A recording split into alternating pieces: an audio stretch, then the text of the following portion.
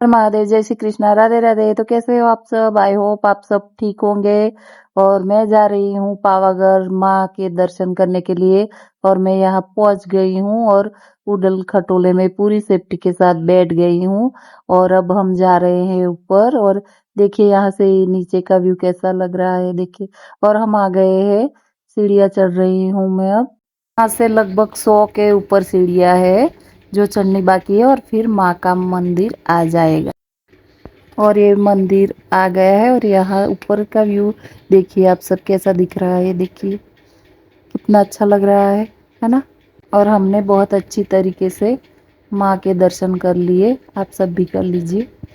और आप देख सकते हो अभी अभी नई ध्वजा लगाई है, ये देखिए। जय माँ काली, जय माँ काली। फिर मैंने माता के गरबे भी खेल लिए, आप देख सकते हो।